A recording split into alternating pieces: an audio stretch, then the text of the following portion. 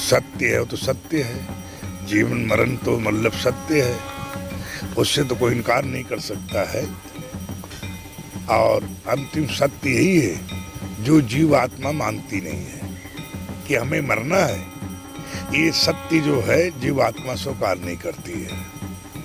और कभी व्यक्ति जो है देखते हुए समझते हुए अपने आप को जानता है कि ये जीवन हमारा ऐसा नहीं होगा, हम कभी नहीं मरेंगे, ऐसी उसकी आशाएं और इस दिलचस्पी इस इच्छाओं के द्वारा वो काम करता है। वो जान जा हमें मर जाना है तब बहुत कुछ काम करना बंद कर देगा। इसी तरीके से ये गति है।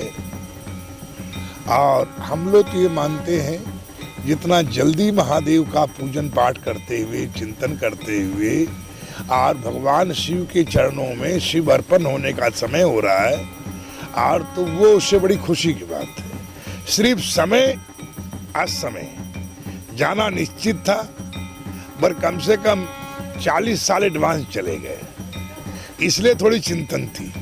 जाना तो था ही, क्योंकि महादेव के गणों से ही आए थे, अब महादेव के गणों में ही शामिल होना है। यहाँ तक कुछ समय के लिए उनको महादेव ने भेजा था कर्म क्षेत्र में, किसी कारणवश ही महादेव जो है यहाँ मृतलोक में उनको भेजे थे। अब उनका मतलब टाइम पूरा हो गया।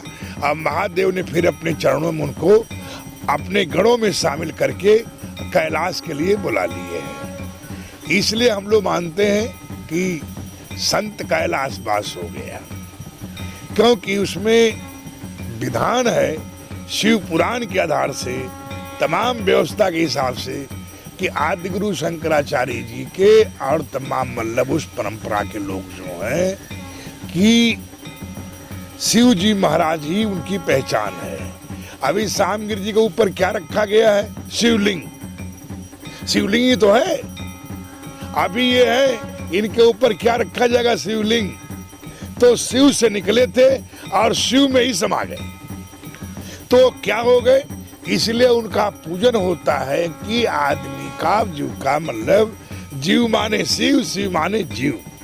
इसलिए मतलब जो है मरना सत्य है, और ये मानना चाहिए मनुष्य मात्र को। इसको मानते हुए जीवन में क्या करना चाहिए, नहीं क्या नहीं करना चाहिए, उसको तय करने का बहुत अच्छा अनुभव और सुखद उसको जीवन का यात्रा संपन्न होगी, ऐसी मेरी कामना है। गुरुजी, कानपुर के भक्तों के लिए कोई संदेश? ऐसा है, कानपुर तो अपने आप में भागीरथी किनारे और ध्रुव जैसे भगत नारायण की तपोस्थली, ध्रुव तपस्थली अपने आप में मतलब जो है कि ये दिव्य ऋषि मुनियों का और तमाम संतों का और तमाम धार्मिक परायण का और ऐतिहासिक।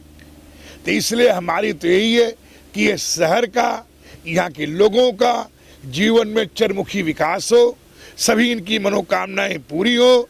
और यहाँ से मैं चाहता हूँ कि अच्छे अच्छे राष्ट्र के लिए, देश के लिए प्रधानमंत्री, राष्ट्रपति यहाँ के धरती महादेव बनावे, ऐसी कामना करता हूँ। हर हर महादेव।